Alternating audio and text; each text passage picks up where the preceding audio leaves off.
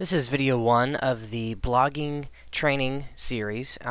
This video is going to show you how to just get your blog set up in the initial settings.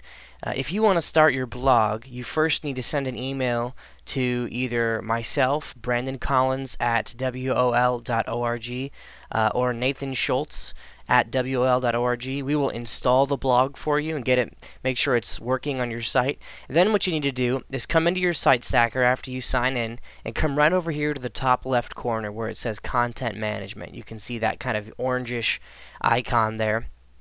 Go ahead and click on that icon, and this is where you're going to deal with everything having to do with your blog. You can see on the left it says Manage Blogs, and there's the RSS icon there on the left. Go ahead and click on that link, and you should see a list of blogs that you have access to. Now, for the sake of this test, I have created a test blog.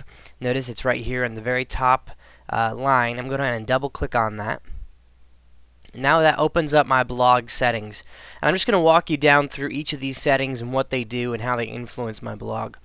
The blog name is the title of the blog. This is what shows up at the kind of the heading of the blog. For example, this is what this blog looks like, this test blog. It only has one article, but notice right here how it says test blog. Okay, also up here, actually it doesn't say it up there, but right here it says test blog, and basically the title of the blog kind of shows up to people in this area right here. So that's what that does. It also is a way for you to distinguish your blog from the other blogs on your list there. Secondly is the alias. Notice that the alias for this blog is this _ is _ the _ alias. Okay, now if I go back to the blog, the alias goes right here. Okay, so that is where your alias will end up. So for example, if I was to change this to the word Brandon, that would make this section right here become, it would look like that when I was all done. Alright, now I'm not going to actually do that just for the sake of time here, but that's where the alias goes right there. Okay, so now the owner should be already set to your name. The status should be set to published. You shouldn't have to worry about the publish date at all. That should already be set. Access should be set to public if you want your blog to be viewed by just the general public, obviously. Commenting settings are kind of a little more detailed. So what you want to do is obviously set that to allow, unless of course you don't want any comments, which we definitely recommend that you leave that on allow. Now down here, commenting access, you want to leave it on all users, and that will allow anybody who visits your blog to leave a comment. Then you want to allow the publishing, you want to put that on manual, okay?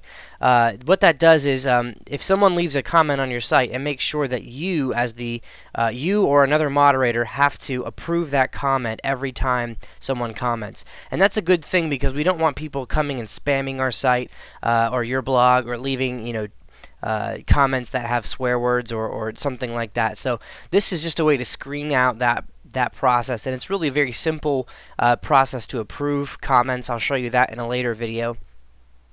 Now down here, commenting email, you want to have this set to send email to owner.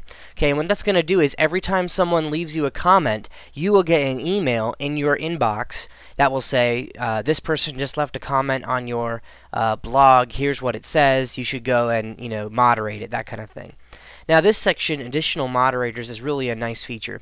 If you click on this down arrow here, you should see a list of users that you can allow to moderate comments as well on your site. So for example, if your wife is helping you manage this, or if you have a secretary who is helping you manage your blog, you could add give them a username and add them to this list here, and you'll notice that it just kind of, I can add as many as I want just if I click them all. Okay, and see, here's the 3 moderators I have. So now every time I get a comment on my blog, these 3 people will also get an email in their inbox letting them know that I have a comment. They can come in, log in, and moderate the comment, either approve it or deny it, depending on the content of the moderator. If you want to remove a moderator, you can just click on this little X here on each name, and that will remove the moderators. The last checkbox here is the require email authentication, and basically that means that whenever someone leaves a comment on your blog, the system will send them an email and say, the email will have a link that will say, please click this link to verify, that you have an email and that this is not spam and that kind of thing. And that's definitely a good thing to do. We definitely want to recommend you leaving that check mark set. So here's the recommended commenting settings: all users, manual, send email to owner, as many obviously moderators as you need, and then have the require email authentication box checked. Alright, now down below you have these few different options here. For subscribe, you want to have that to allow. That allows people to subscribe to your RSS feed, and basically that means that if they have a reader, like in their Outlook or maybe Google Reader or something like that, they can just click on your RSS feed and it will let them know every time you update your blog. Followers is something we're still working on. You can leave that to either allow or deny depending on your preference. Now this final section here, full articles and intro articles. This is going to determine on the very front page of your blog how many articles, how many of the most recent articles do you want the blog to display on the front page. For example, you might have 50 articles published on your blog. If you had it set to these settings here, that means you would have 5, even though there were 50 articles published on your blog, when someone showed up to the home page of your blog, it would show them the first, most recent 5 articles in their full length. Okay, that's why it says full articles. Then at the very below that, beneath those full articles, would be 5 intro articles. And I'll show you the difference between full and intro in a later video, but basically those are just kind of a snippet of your full article.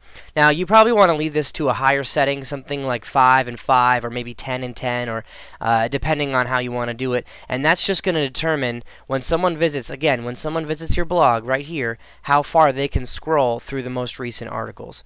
Alright, so that's kind of the rundown of the main settings there, and in future videos we'll cover some of the details on different things we've mentioned here as well.